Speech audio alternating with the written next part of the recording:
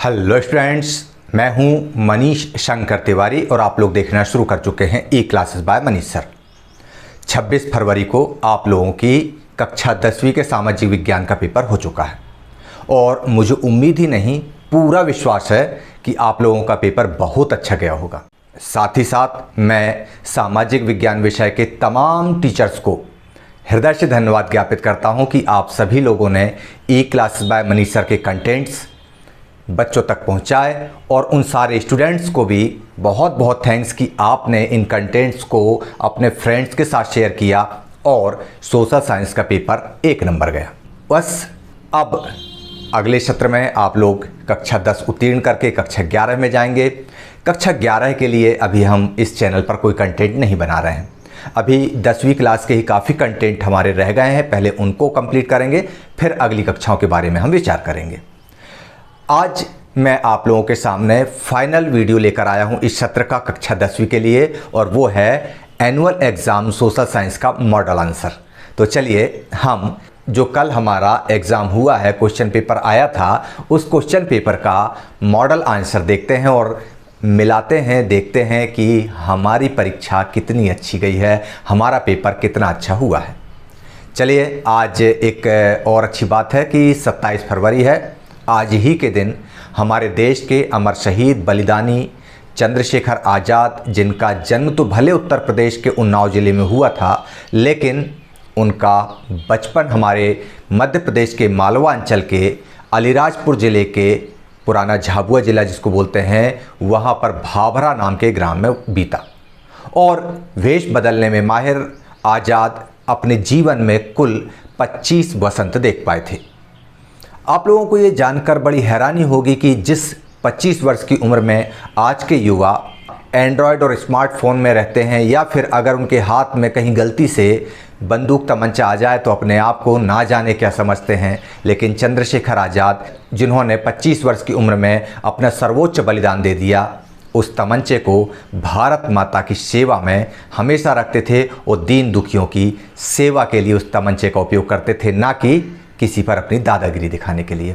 आज उन्हीं अमर शहीद चंद्रशेखर आज़ाद का पुण्य दिवस है, उनकी पुण्य तिथि है। आज ही के दिन इलाहाबाद के एक पार्क में जब वे आराम कर रहे थे और अंग्रेज़ों ने उन्हें चारों ओर से एक मुखबिर की सूचना पर घेर लिया था, अंतिम समय तक लड़े और जब पिस्तौल में अंतिम गोली रह गई तो उन्होंने स्वयं को मारकर शहीद कर लिया और अपने उस कथन को सत्य साबित किया, आज़ाद था, आज़ाद हूँ और आज़ाद ही रहूँगा। ऐसे आज़ाद के श्री चरणों में नमन करते हुए चलिए हम देखते हैं कल के प्रश्न पत्र के उत्तर।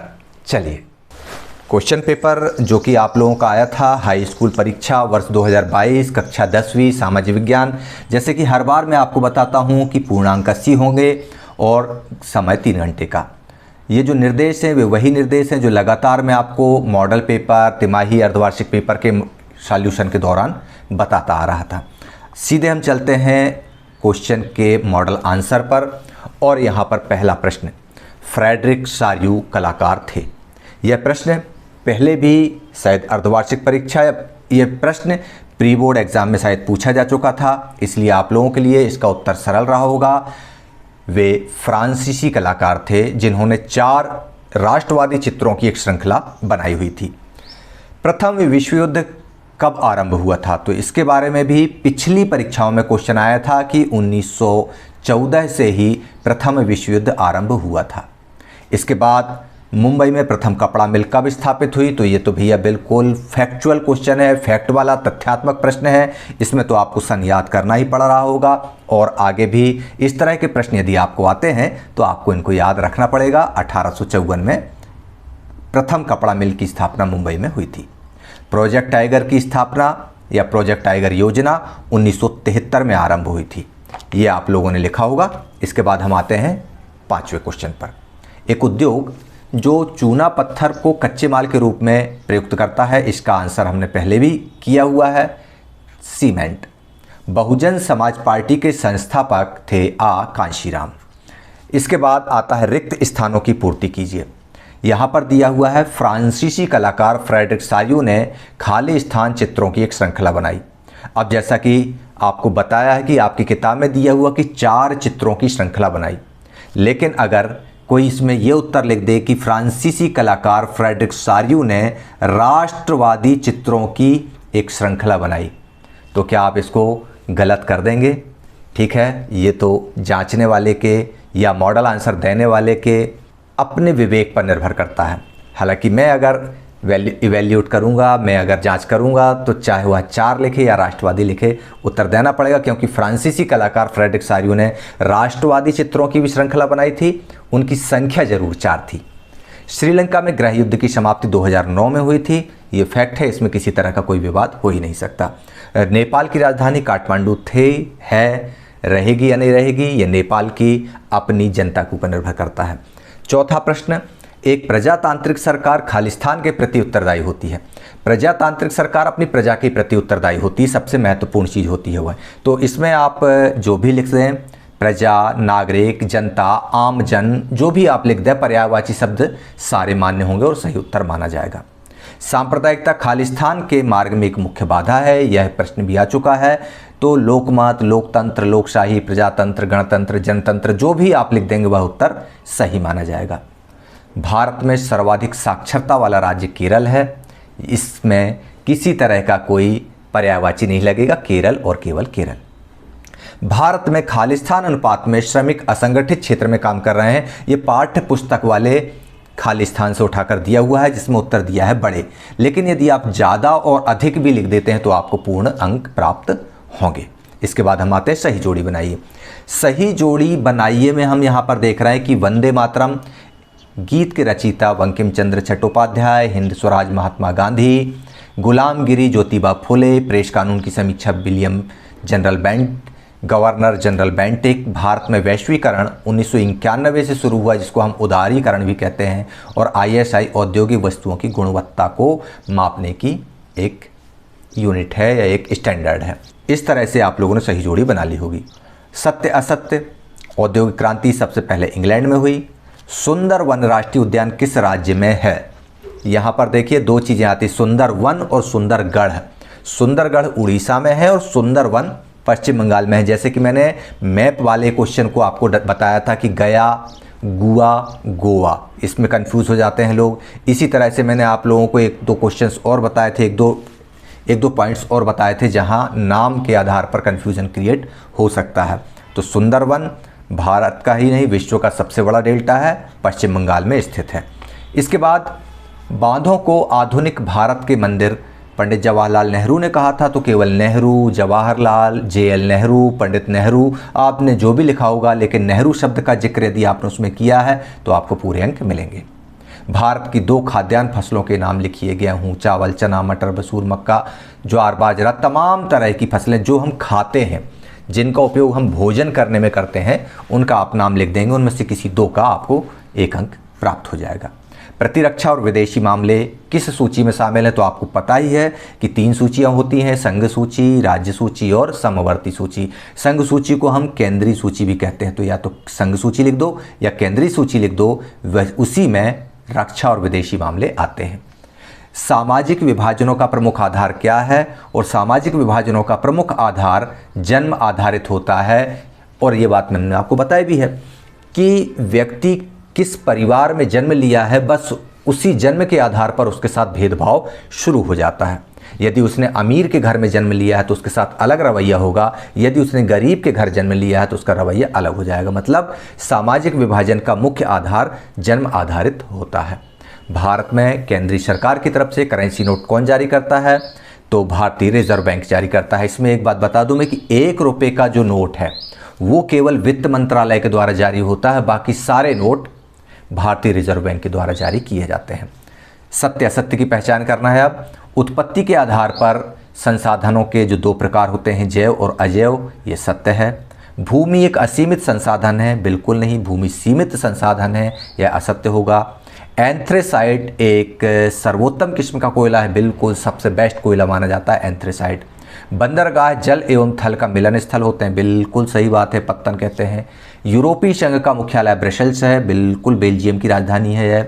लैंगिक असमानता का आधार स्त्री व पुरुष की जैविक बनावट है, ये असत्य है। इसके बाद हम अगले उसमें चलते हैं। प्रश्न क्रमांक 6, औद्योगिक उत्पादन से क्या आशय है? दूसरा है जमशेदजी जीजी भो में लिखा है, एक्चुअली में भोए हैं वो कौन थे। तो औद्योगिक उत्पादन यानी कारखानों से होने वाला उत्पादन औद्योगिक उत्पादन कहलाता है, सीधी भाषा में हम लिख देंगे। हालांकि इसको विस्तृत रूप से अगर आप जानेंगे तो आपको अगली कक्षाओं में पता चलेगा, लेकिन कक्षा 10वीं के स्टैंडर्ड के हिसाब से इतना काफ़ी है कि वह उत्पादन जो कारखानों से होता है औद्योगिक उत्पादन कहलाता है। जमशेदजी जीजी भोए, इसमें ज़्यादा कुछ की बात नहीं। जमशेदजी जीजी भोए जो हैं वे एक पारसी बुनकर थे और चीन के साथ उन्होंने जहाजी बेड़ा वगैरह बनाकर व्यापार किया था, लेकिन जब अंग्रेजी कंपनियां, अमेरिकी जहाजी कंपनियां मैदान में आ गईं तो उनसे वे कंपटीशन नहीं कर पाए और सारे जहाज बेच दिए। गाथा गीत किसे कहते हैं या प्लाटेन से क्या आशय है? तो गाथा गीत के बारे में यदि आप लोगों ने इतना भी लिख दिया कि किसी की प्रशंसा में गाया जाने वाला लोकगीत जो बड़े सरल शब्दों में गाया जाता है उनको हम गाथा गीत कहते हैं। जैसे हमारे यहाँ आल्हा उदल है, हम उसको भी आल्हा जो हमारे यहाँ गाई जाती है हम उसको भी गाथा गीत कह सकते हैं। प्लाटेन एक तरह का एक वो होता है, बोर्ड होता है। पहले बोर्ड लकड़ी का बना होता था, आजकल स्टील का बनता है। उसके ऊपर कागज़ को दबा दिया जाता है उसके पीछे और उसके टाइप की छाप ली जाती है। जैसे आप लोगों ने इसको प्रिंटिंग प्रेस में जाके अक्सर देखा होगा, ऑफसेट प्रिंटिंग्स वगैरह जब करते हैं लोग, आपने शादी ब्याह के कार्ड वार्ड छपवाए होंगे ना, वहाँ पर आप जाके पूछते हैं कि प्लाटेन किसे कहते हैं, वो बता देगा आपको। मृदा अपरदन से क्या तात्पर्य है, बांगर क्या है? बहुत ज़्यादा कन्फ्यूजन की ज़रूरत नहीं। मृदा अपरदन जो है मिट्टी के कटाव को ही मृदा अपरदन कहते हैं, फिनिश। बांगर जलोढ़ मिट्टी जब पुरानी हो जाती है उसको बांगर कहते हैं, यह कम उपजाऊ होती है। इसके बाद हम 9वें प्रश्न पर आते हैं। अभयारण्य किसे कहते हैं? केंद्रीय वन आयोग क्या है? अभयारण्य मतलब अभय धन आरण्य, अभय यानी बिना किसी डर या भय के, अरण्य यानी जंगल। वह जंगल जिसमें बिना किसी डर या भय के पशु पक्षी जानवर घूमते फिरते और अपने जीवन आनंद के साथ में बिताते हों, वह अभयारण्य कहलाता है। एक्चुअल में यह सरकारी भी हो सकता है और निजी भी हो सकता है। इससे कोई डाटा वगैरह लेकर के और उनका उपयोग करते हैं। कभी कभी अभयारण्य सामान्य तौर पर किसी एक प्रजाति विशेष के लिए भी डेडिकेटेड होता है। केंद्रीय वन आयोग क्या है? तो 1965 में केंद्र सरकार ने केंद्रीय वन आयोग की स्थापना की थी। इसका उद्देश्य था वन विकास के कार्यों में जो संस्थाएं लगी हैं उनसे डाटा कलेक्ट करें और उसका अध्ययन करके मार्केट को उपलब्ध कराएं और इसके आधार पर वन नीतियों का निर्धारण करें। नगद एवं व्यापारिक फसलों से क्या आशय है? एक्चुअल में एक ही टर्म है, नगदी या व्यापारिक फसल, ये एक ही टर्म है। दूसरा है जूट को सुनहरा रेशा क्यों कहते हैं? तो नगद एवं व्यापारिक फसलों से तात्पर्य है कि वे फसलें जिनको सीधे बेचकर धन कमाया जा सकता है वे नगदी अथवा व्यापारिक फसलें कहलाती हैं। जैसे गन्ना, कपास, तंबाकू, ये खाने के काम में नहीं आती, इनको बेचकर सीधे नगद पैसा प्राप्त किया जाता है। जूट को सुनहरा रेशा क्यों कहते हैं?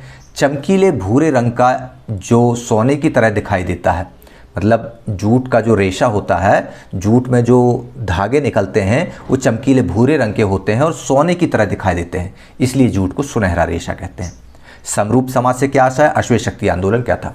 समरूप समाज मतलब वह समाज जिसमें जाति भिन्नताएं बहुत ज़्यादा दिखाई नहीं देती हैं, मतलब जिनके पूर्वज एक जैसे रहे होंगे, एथनिक रूप से उनकी जाति एक ही रही होगी, जिनके अंदर कोई जाति विभाजन नहीं होता, वह समाज समरूप समाज कहलाता है। अश्वेत शक्ति आंदोलन 1966 से चला, उभरा और 75 तक चला। ये लोग हिंसात्मक तरीके से भी आंदोलन करते थे। श्वेतों द्वारा अश्वेतों के खिलाफ जो भेदभाव किया जाता था उसके विरुद्ध यह आंदोलन तैयार हुआ था। 12वां प्रश्न, लोकतंत्र में निर्णय लेने में देरी के क्या कारण हैं? आर्थिक विकास किस पर निर्भर करता है? अच्छे प्रश्न था।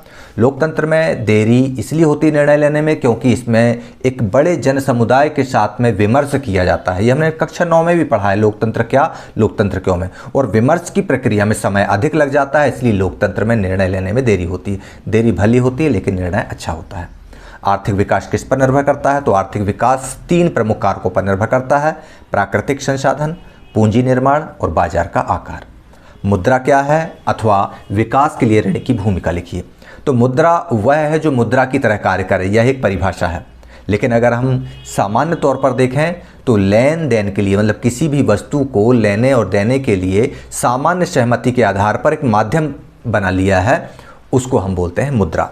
और यह वह माध्यम है जिससे कीमतें या मूल्यों को अभिव्यक्त किया जाता है कि फलानी चीज़ का मूल्य मुद्रा में कितना होगा। और इस तरह से यह एक देश से दूसरे देश, एक व्यक्ति से दूसरे व्यक्ति को व्यापार करने में सुविधा प्रदान करता है। विकास के लिए ऋण की भूमिका, तो ऋण के माध्यम से लोगों की आय बढ़ती है और जिससे बहुत से लोग विभिन्न ज़रूरतों की पूर्ति के लिए सस्ती दरों पर लोन ले लेते हैं, ऋण ले लेते हैं, और वे किसान हैं तो फसल उगाते हैं, यदि कारोबारी हैं तो कारोबार बढ़ाते हैं, नए उद्योग लगा सकते हैं, वस्तुओं का व्यापार कर सकते हैं। तो इस तरह से व्यापार करने से ऋण के माध्यम से प्रति व्यक्ति आय में वृद्धि होगी और उनका जीवन स्तर ऊंचा होगा। कभी कभी जरूर कर्ज के मकड़ जाल में फंस जाते हैं, इसको भी हमने इकोनॉमिक्स में पढ़ा हुआ है। इसके बाद हम देखते हैं प्रश्न क्रमांक 14, वैश्वीकरण क्या है अथवा बहुराष्ट्रीय कंपनियों से क्या आशय है। तो यहाँ पर देखिए वैश्वीकरण जो टर्म है यानी ग्लोबलाइजेशन। अब वैश्वीकरण और अंतर्राष्ट्रीयकरण दोनों में बहुत बारीक विभाजन होता है। अंतर्राष्ट्रीयकरण क्या है ये मैं अभी नहीं बताऊंगा, आगे कभी जब हम वीडियो तैयार करेंगे तो आपको बताऊंगा, लेकिन हाँ आप इसको ज़रूर अंतर को समझ लीजिएगा अगर खाली टाइम मिले तो। वैश्वीकरण और अंतर्राष्ट्रीयकरण में क्या अंतर है। मैं वैश्वीकरण की बात करता हूँ यहाँ पर।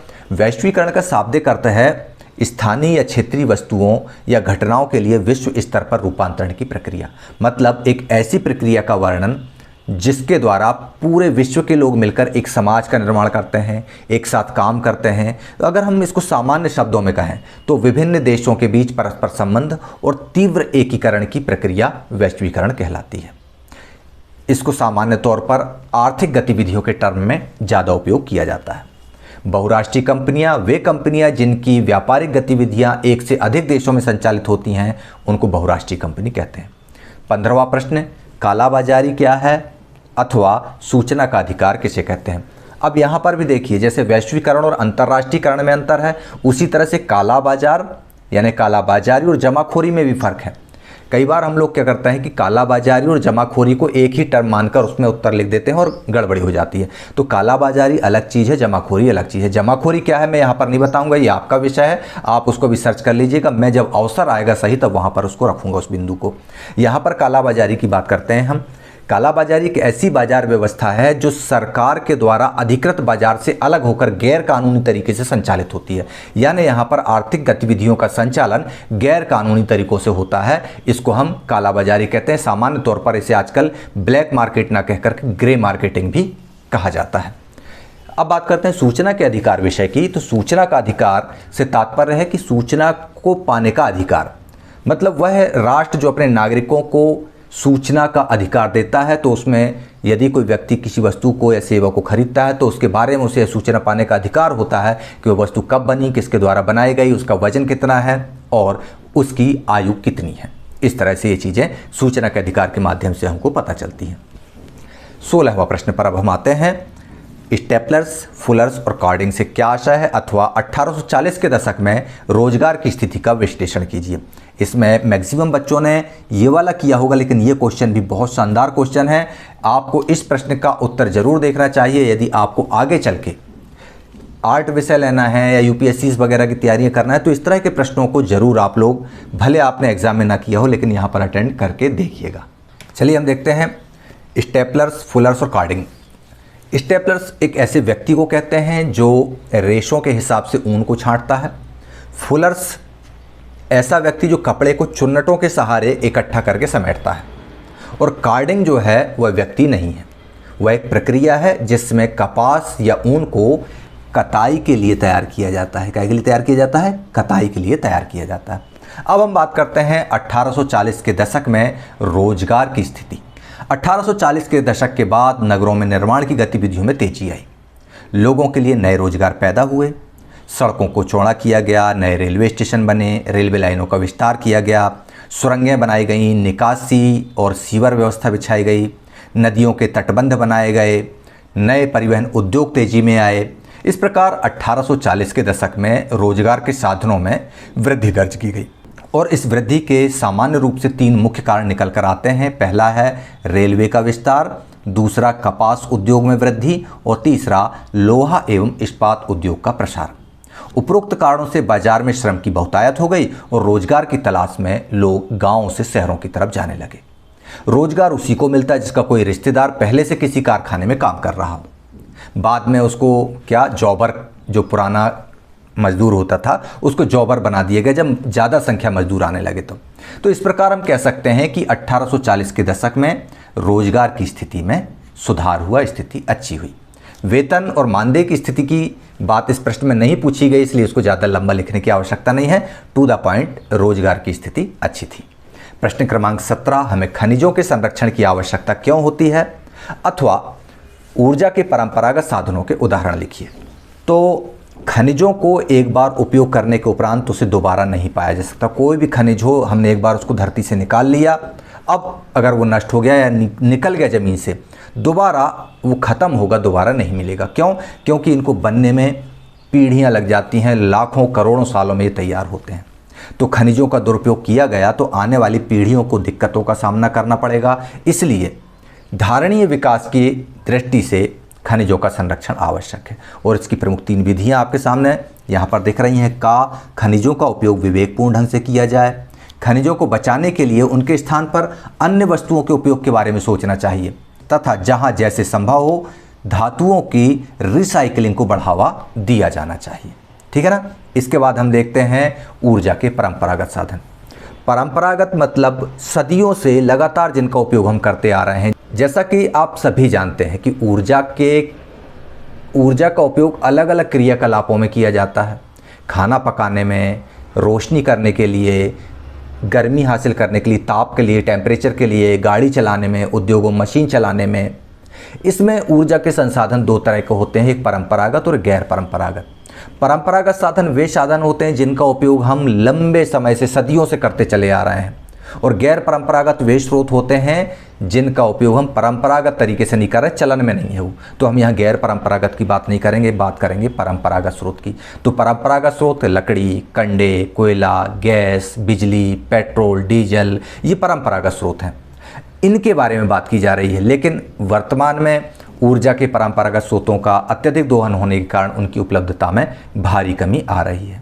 2 उदाहरण भी आप चाहो तो 3 उदाहरण दे सकते हो। यहाँ पे मैंने उदाहरण दिए हैं, लकड़ी, कंडा, कोयला, गैस, किसी भी 3 उदाहरण का 2-2 लाइन चाहो तो लिख सकते थे, वैसे इतना पर्याप्त है 75 अंक के प्रश्न के लिए। आधारभूत उद्योग से क्या आशय, उदाहरण लिखिए। जल प्रदूषण को नियंत्रित करने हेतु कोई 3 उपाय लिखिए।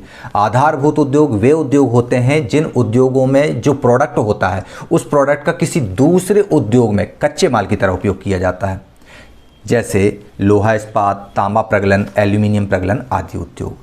इतना ही पर्याप्त है इसके आंसर के लिए, इससे ज़्यादा आंसर इसमें नहीं आएगा बड़ा। जल प्रदूषण को नियंत्रित करने के 3 उपाय, यहाँ पे मैंने 5 उपाय दिए हुए हैं, और भी आपको जो भी उपाय आते हों वो आपने लिखे होंगे। कोई 3 उपाय लिखना था, आपको पूरे अंक मिल जाएंगे। 19वां प्रश्न, राजनीतिक दल से क्या आशय है, राजनीतिक दल की 3 विशेषताएं लिखिए। तो राजनीतिक दल से आशय निम्नलिखित है। नंबर 1, चुनाव लड़ने तथा सरकार में राजनीतिक सत्ता हासिल करने के लिए जो लोग प्रयासरत रहते हैं उनका एक संगठित समूह होता है, उसे राजनीतिक दल कहते हैं। दूसरा पॉइंट इसका आएगा कि यह समूह समाज के सामूहिक हितों को ध्यान में रखते हुए अपनी नीतियां और कार्यक्रम तय करता है कि इससे हमारे देश में जो समाज है उसकी कौन सी हितों का संवर्धन होगा। तीसरा, राजनीतिक दल के 3 हिस्से होते हैं, उनमें एक होता है नेता, दूसरा होता है एक्टिव मेंबर और तीसरा होता है उनके समर्थक या अनुयायी। इस तरह से राजनीतिक दल का आशय हमारा पूर्ण होता है। राजनीतिक दलों की 3 विशेषताओं की बात की जाएगी तो यहाँ पर हमने बहुत सारी विशेषताएं दी हैं। एक विशेष संगठन, विचारधारा में एकता, संवैधानिक तरीकों में विश्वास, जीतने के लिए अपनी नीतियों पर अमल करना, ये तमाम तरह की चीज़ें आपको दिखाई दे रही हैं, आप लोग लिख लेंगे। प्रश्न क्रमांक 20 में नक्शा पूछा गया था। अजमेर, हजारीबाग, बालाघाट, सुंदरगढ़। देखिए यहाँ पर सुंदरगढ़ पूछा गया था, आप लोग कंफ्यूज हो सकते हैं। वहाँ चूंकि आपने लिखा है कि सुंदरवन किस राज्य में स्थित है, और आप यहाँ पर देख रहे हैं कि सुंदरगढ़ यहाँ पर स्थित उड़ीसा में, जबकि पश्चिम बंगाल में स्थित है वो। तो सुंदरगढ़ और सुंदरवन में आप कंफ्यूज ना हो। चलिए, अजमेर राजस्थान में स्थित है, ये हमने देखा। हजारीबाग झारखंड में स्थित है। इसके बाद हम देखते हैं बालाघाट मध्य प्रदेश में है और सुंदरगढ़ उड़ीसा में है। रानीगंज कोलकाता पश्चिम बंगाल में है। कोरबा छत्तीसगढ़ में है। विजयपुर जो है वह मध्य प्रदेश के गुना जिले में है, और सोनीपत हरियाणा राज्य में स्थित है। इस तरह से 8 में से अथवा में करके दिए हुए 4-4 पॉइंट्स में आप लोगों ने लिख लिए होंगे। थोड़ा सा कठिन जरूर लगा होगा, लेकिन हाँ, विजयपुर, कोरबा, रानीगंज, ये ऑप्शन तो आप लोगों ने लगभग किए होंगे। सोनीपत, पानीपत में कन्फ्यूज ना हुए हो तो पानीपत के पास सोनीपत लगा दिया होगा, तो 4 अंक आपको इस तरह से मिल गए होंगे। इसके बाद हम असहयोग आंदोलन के कोई 4 कारण लिखिए पे आते हैं। असहयोग आंदोलन के वैसे तो शुरुआत होने के बहुत सारे कारण थे, 1-2 कारण नहीं थे, बहुत सारे कारण थे, लेकिन अंग्रेजों का अत्याचार सबसे प्रमुख कारण था इसमें। गांधी जी ने हिंद स्वराज की किताब में लिखा भी था कि अंग्रेज भारत में शासन इसलिए कर रहे हैं क्योंकि भारतीय उनका सहयोग करते हैं, यदि हम हमारा सहयोग उनसे विड्रॉ कर ले, मतलब असहयोग कर दें, तो ब्रिटिश साम्राज्य का पतन हो जाएगा और हमको स्वराज मिल जाएगा। आंदोलन के प्रमुख कारण निम्नलिखित हैं। पहला, फर्स्ट वर्ल्ड वार। दूसरा, सरकार की क्रूरतापूर्वक कार्रवाई। तीसरा, अखिल भारतीय स्तर के आंदोलन को खड़ा करने की इच्छा। चौथा, सांप्रदायिक सौहार्द स्थापित करना। पांचवा, आर्थिक कठिनाइयाँ। कोई 4 कारण आप लिख सकते हैं। यदि इनके अलावा भी आपको कोई कारण आते हो तो आप लोगों ने लिखे होंगे, और यदि इन 5 कारणों के अलावा आपको और भी कारण आपकी क्लास के स्टैंडर्ड के हिसाब से बनते हो तो प्लीज़ आप कमेंट बॉक्स में ज़रूर उसका पॉइंट ज़रूर लिखें। अब सविनय अवज्ञा आंदोलन का वर्णन कीजिए, तो ये लगातार पिछले 2-3 एग्जाम में आया हुआ है, इसलिए मैं इसको ज़्यादा एलोबरेट यहाँ पर नहीं करूँगा, एक्सप्लोर नहीं करूँगा इसको मैं। अब हम आते हैं लोकतंत्र की सफलता में बाधक किन्हीं 4 तत्वों के बारे में लिखिए, अथवा बाधाओं को दूर करने का उपाय लिखिए। तो बाधक तत्वों को दूर कर देंगे तो बाधाएं दूर हो जाएंगी। जैसे प्रमुख बाधा है निर्धनता और बेरोजगारी। अब बाधा को दूर करने का उपाय, बेरोजगारों को रोजगार दे दो। दूसरी बाधा है निरक्षरता, लोगों को शिक्षित बना दो, उपाय हो गया। जनसंख्या विस्फोट, जनसंख्या नियंत्रण, इसका उपाय हो जाएगा। सांप्रदायिकता, सांप्रदायिक सौहार्द बनाना, इसका बाधक को दूर करना हो जाएगा। मतलब एक ही प्रश्न में दोनों उत्तर छुपे हुए थे, तो आपने जो भी उत्तर लिखा होगा वह सही होगा। इसके बाद हम आते हैं अंतिम प्रश्न पर, 23वें प्रश्न पर, कि उपभोक्ता जागरूकता का महत्व 4 बिंदुओं में लिखिए, अथवा उपभोक्ता शोषण के 4 बिंदु लिखिए। तो उपभोक्ता जागरूकता का महत्व आप लोग इस तरह लिख सकते हैं 4 पॉइंट्स में, यहाँ पर आपको ये दिखाई दे रहा है। दोनों प्रश्नों के उत्तर आपके सामने हैं, आप लोगों ने बहुत अच्छे से इसको कर लिया होगा। तो इस प्रकार आप लोगों ने मॉडल आंसर देख लिया और अंदाज लगा लिया होगा कि आपको एग्जाम में कितने अंक मिलना चाहते हैं। तो इस मॉडल आंसर को देखने के बाद आप लोग कमेंट बॉक्स में ज़रूर लिखकर बताएं कि आपको आउट ऑफ 80 मार्क्स 80 नंबर में से कितने नंबर आपको हासिल होने वाले हैं। यदि इस कंटेंट का PDF आप लोग डाउनलोड करना चाहते हैं तो डिस्क्रिप्शन बॉक्स में इसकी लिंक दी गई है, उसको क्लिक करके इस मॉडल आंसर की PDF डाउनलोड कर लीजिए। चलिए ठीक है, अब मैं अपनी सामाजिक विज्ञान की कक्षा 10वीं की सत्र 2021-22 की इस यात्रा को यहीं पर विराम देता हूं। अगले सत्र में नए कंटेंट के साथ, नई ऊर्जा के साथ हम फिर से मुलाकात करेंगे। तब तक के लिए मुझे इजाज़त दीजिए। और हाँ, कक्षा 9 के अपने भाइयों बहनों को जो 10वें आने वाले हैं और जो 9 पढ़ रहे हैं, उनको E-क्लासेस बाय मनीष सर का एड्रेस ज़रूर भेज दीजिएगा। इसी आशा और अपेक्षा के साथ आपसे इजाज़त चाहूँगा। जय हिंद, जय भारत।